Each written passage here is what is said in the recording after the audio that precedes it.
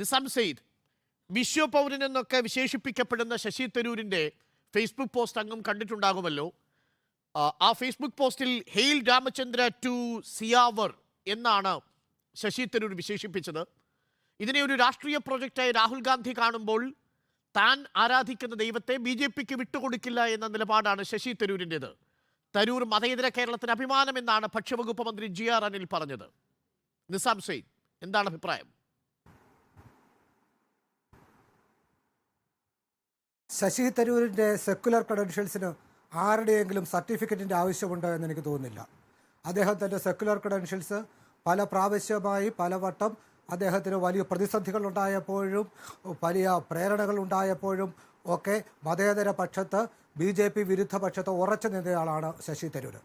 ശശി തരൂര് മനസ്സുകൊണ്ടെങ്കിലും BJPയിൽ ചേരാൻ ആഗ്രഹിച്ചിരുന്നെങ്കിൽ അദ്ദേഹത്തെ BJPയിലേക്ക് സ്വാഗതം ചെയ്യാൻ അവർക്ക് യാതൊരു മടിയും ഉണ്ടാകുമായിരുന്നില്ല.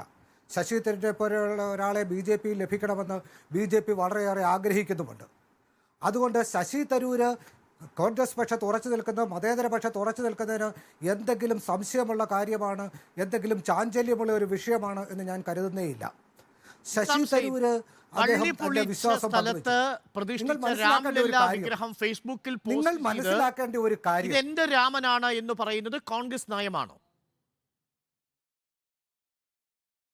നിങ്ങൾ മനസ്സിലാക്കേണ്ട ഒരു കാര്യം, മതനിരാസമല്ല കോൺഗ്രസിന്റെ സെക്യുലറിസം എന്നുള്ളതാണ്. സർവധർമ്മ സമഭാവമാണ് ഗാന്ധിജിയുടെ കാലം മുതൽ തന്നെ കോൺഗ്രസ് ഉയർത്തിപ്പിടിച്ച മതേതരത്വത്തിൻ്റെ അടിസ്ഥാനം. മതചിഹ്നങ്ങളെ മതവിശ്വാസങ്ങളെ പൂർണ്ണമായും മാറ്റി നിർത്തുന്ന ഒന്നല്ല കോൺഗ്രസിൻ്റെ മതേതരത്വം. അത്തരം മതേതരത്വത്തെക്കുറിച്ചൊക്കെ നമ്മൾ സംസാരിക്കുമെങ്കിലും അത്തരം മതേതരത്വത്തെക്കുറിച്ച് സംസാരിക്കാൻ കഴിയുന്ന ഒരു അന്തരീക്ഷമോ പ്രധാനമന്ത്രി മുഖ്യ യജമാനായി കാർമ്മികത്വം നിർവഹിച്ച രാംലല്ലയെ കോൺഗ്രസ് ഏറ്റെടുക്കുന്നു. കോൺഗ്രസ് ഏറ്റെടുക്കുന്നു എന്ന് പറഞ്ഞില്ല. അത് രാമനെ BJPക്ക് പൂർണ്ണമായും വിട്ടുകൊടുക്കുവാൻ കോൺഗ്രസ് താൻ തയ്യാറല്ല എന്ന സന്ദേശമാണ് ശശി തരൂർ നൽകുന്നത്. ശശി തരൂരിനെ പോലെ ശ്രീരാമന്റെ ഫേസ്ബുക്ക് പോസ്റ്റിൽ ഒരു കോൺഗ്രസ് MP പ്രതിഷ്ഠിക്കുന്നതിൽ തെറ്റൊന്നുമില്ല.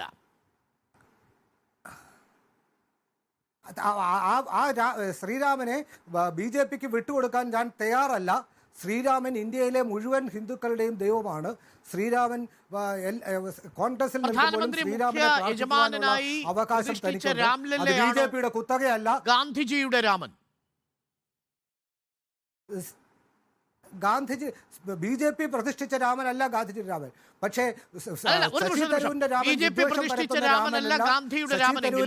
ആ രാമൻ എങ്ങനെയാണ് വിശ്വപൗരനായ ശശി തരൂരിന് താൻ ആരാധിക്കുന്ന രാമനാവുക? രാമന്റെ പലവിധമായ ഭാവങ്ങളുണ്ട്. ശശി തരൂർ അവിടെ പ്രതിഷ്ഠിക്കുന്ന രാമനായാലും ഏത് രാമനായാലും ആ രാമനെ താൻ BJPക്ക് വിട്ടുകൊടുക്കാൻ തയ്യാറല്ല എന്ന സന്ദേശമാണ് ആ പോസ്റ്റിലൂടെ ഉയർത്തിയത്. ആ രാമൻ ഇന്ത്യയിലെ മുഴുവൻ ആളുകളുടെ രാമനാണ്. പ്രധാനമന്ത്രിക്ക് RSSന്റെ സർസംഘചാലക വളരെ പ്രധാനപ്പെട്ട അതിഥിയായി ഗർഭഗൃഹത്തിലെത്തി കാർമ്മികത്വം നിർവഹിച്ച് രാംലല്ലയെ ഈ ശശി തരൂർ ഫേസ്ബുക്കിൽ പ്രതിഷ്ഠിച്ചത് ശരിയാണോ എന്നതാണ് എൻ്റെ ചോദ്യം.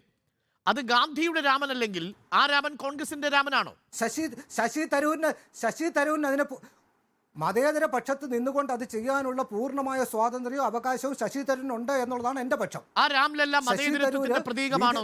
ഇന്ത്യയിലെ ശ്രീരാമൻ ആ മതേതരത്തിന് ഹിന്ദു മതവിശ്വാസത്തിന്റെ പ്രതീകമാണ് ആ രാമനെങ്കിൽ ആ രാമനെ വിട്ടുകൊടുക്കുവാൻ BJPക്ക് വിട്ടുകൊടുക്കാൻ BJPയുടെ മാത്രമായി രാമനെ മതേതരത്വത്തിന്റെ പ്രതീകമായി കോൺഗ്രസ് കണക്കാക്കുന്നുണ്ടോ?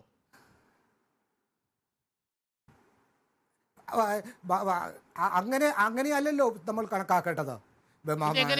നരേന്ദ്രമോദി അവിടെ രാമനെ പ്രതിഷ്ഠിച്ചു. അതൊരു രാമനിലല്ല കോൺഗ്രസ് എതിർപ്പ് പ്രകടിപ്പിച്ചത്. കോൺഗ്രസ് പ്രകടിപ്പിച്ച അതൊരു അതൊരു രാഷ്ട്രീയ പ്രചരണ ചടങ്ങാക്കി മാറ്റുന്നതിനെയാണ് കോൺഗ്രസ് എതിർത്തത്. പ്രധാനമന്ത്രി എന്ന സ്ഥാനത്ത് നിന്നും പ്രധാനമന്ത്രി എന്ന സ്ഥാനത്തേക്ക് മാറുന്നതിനെയാണ് കോൺഗ്രസ് എതിർത്തത്. പള്ളി പൊളിച്ച സ്ഥലത്ത് പ്രതിഷ്ഠിച്ച രാംലല്ലയാണോ കോൺഗ്രസിന്റെ ശ്രീരാമൻ ഗാന്ധിയുടെയൊക്കെ രാമൻ? അപ്പൊ ഗാന്ധിയുടെ രാമൻ എന്നുള്ളതല്ല ചോദ്യം. ശ്രീരാമചന്ദ്രൻ BJPയുടേത് മാത്രമാണോ എന്നുള്ളതാണ് ചോദ്യം. ശ്രീരാമചന്ദ്രൻ ഇന്ത്യയിലെ മുഴുവൻ വിശ്വാസികളായ ഹിന്ദുക്കളുടേതുമാണ്.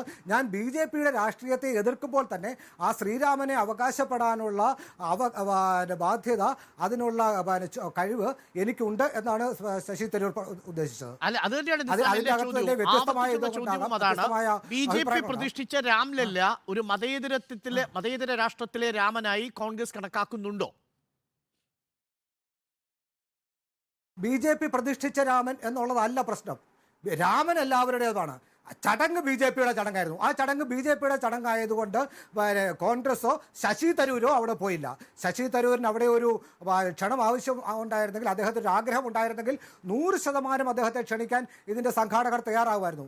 അദ്ദേഹം ഒരു വിധത്തിലും അദ്ദേഹം മദ്രാസിൽ നമ്മൾ കണ്ടു, ഈ അദ്ദേഹത്തിൻ്റെ രാഷ്ട്രീയ നിലപാട് വളരെ വ്യക്തമായി.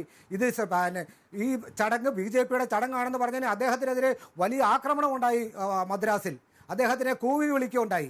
പക്ഷേ അപ്പോഴും അദ്ദേഹം തൻ്റെ മതേതര നിലപാട് ഉറച്ചു പറയാനാണ് ചെന്നൈയിലെ സമ്മേളനത്തിൽ ശ്രമിച്ചത്.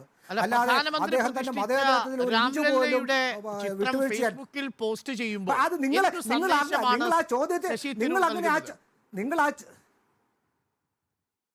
ശശി തരൂർ നൽകിയ സന്ദേശം കൃത്യമാണ്. ഈ ശ്രീരാമചന്ദ്രനെ BJPക്ക് വിട്ടുകൊടുക്കാൻ ഞങ്ങൾ തയ്യാറല്ല. ശ്രീരാമചന്ദ്രൻ BJPയുടേത് മാത്രമല്ല, എന്നില്ല. ശ്രീരാമചന്ദ്രൻ വിശ്വാസികളായ എല്ലാവരുടേതാണ്. പക്ഷേ അതിനെ ഒരു രാഷ്ട്രീയ ചടങ്ങാക്കി മാറ്റി രാഷ്ട്രീയവും മതവും തമ്മിൽ കൂട്ടിക്കുഴയ്ക്കുന്നതിനാണ് കോൺഗ്രസ് എതിർക്കുന്നത്, അല്ലാതെ വിശ്വാസത്തെ എതിർക്കുന്ന പാർട്ടിയല്ല കോൺഗ്രസ്. ഇന്നലെ അവിടെ ആ പ്രതിഷ്ഠയെ കോൺഗ്രസ് ഏറ്റെടുക്കും, ആ പ്രവൃത്തിയെ കോൺഗ്രസ് നിരാകരിക്കും. ആ ചടങ്ങിനെ കോൺഗ്രസ് ബഹിഷ്കരിക്കും.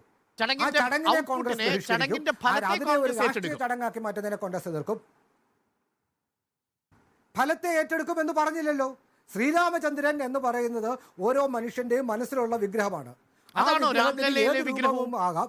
ആ രൂപത്തിനെ മനസ്സിലുള്ള ശ്രീരാമനെ തന്നെയാണോ പ്രധാനമന്ത്രി മുഖ്യ യജമാനായി പ്രതീക്ഷിച്ചത്? ഇപ്പോൾ ഇന്ത്യയിലെ വലിയൊരു വിഭാഗം ജനങ്ങൾ ശ്രീരാമചന്ദ്രന്റെ രൂപമായി സ്വീകരിക്കുന്നത് ഇപ്പോൾ അയോധ്യയിലുള്ള വിഗ്രഹത്തിന്റെ രൂപമാണ്. ആ വിഗ്രഹത്തിന്റെ രൂപത്തെ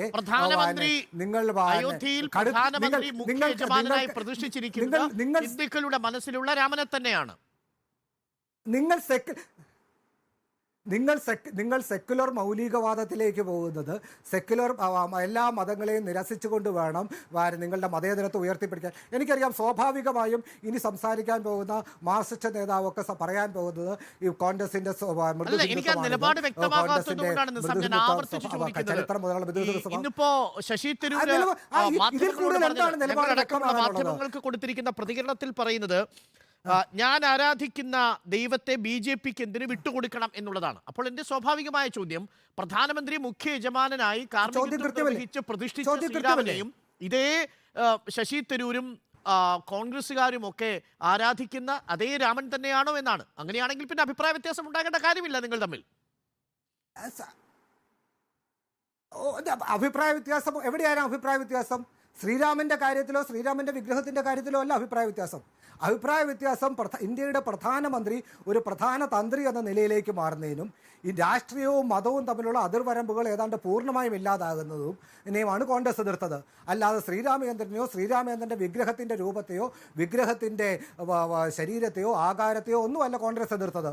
കോൺഗ്രസ് മാത്രമല്ല, ഞാൻ കൃത്യമായി പറയട്ടെ, സീതാറാം യെച്ചൂരി പറഞ്ഞത് ആ ചടങ്ങിൽ ഞാൻ പറയുന്നത് ഒരു വിഗ്രഹമായി തീരുന്നത് സീതാറാം യെച്ചൂരി പറഞ്ഞത് ഞങ്ങൾ ഈ ചടങ്ങ് മതപരമായ ഒരു സീതാറാം യെച്ചൂരി പറഞ്ഞത് ആ മതപരമായ ചടങ്ങ് പൂർത്തീകരിച്ചത് പ്രധാനമന്ത്രിയുടെ മുഖ്യ കാർമ്മികത്വത്തിലാണ്. അങ്ങനെ ചടങ്ങ് പൂർത്തിയാക്കി ഒരു വിഗ്രഹമായി തീർന്നാൽ ആ വിഗ്രഹത്തെയാണ് ആരാധിച്ചത്. സീതാറാം യെച്ചൂരി പറഞ്ഞത് അവിടെ പ്രതിഷ്ഠിക്കുന്ന രാമന്റെ രൂപത്തെ ഞങ്ങൾ അംഗീകരിക്കുന്നില്ല എന്നുള്ളതല്ല. ആ മോഡി പ്രതിഷ്ഠിക്കുന്ന രാമനല്ല യഥാർത്ഥ രാമനെന്നല്ല. ആ ചടങ്ങിനെ രാഷ്ട്രീയവൽക്കരിക്കുന്നതുകൊണ്ടാണ് ആ ചടങ്ങിൽ ഞങ്ങൾ വിട്ടു നിൽക്കുന്നുണ്ടോ? സംശയമുണ്ടോ അരുണ്? അത് അങ്ങനെയല്ലേ സീതാറാം യെച്ചൂരി പറഞ്ഞത്? അല്ലാതെ ആ ചടങ്ങിൽ ഞങ്ങൾ പങ്കെടുക്കുന്നത് ഇത് പൊളിച്ചടക്കം.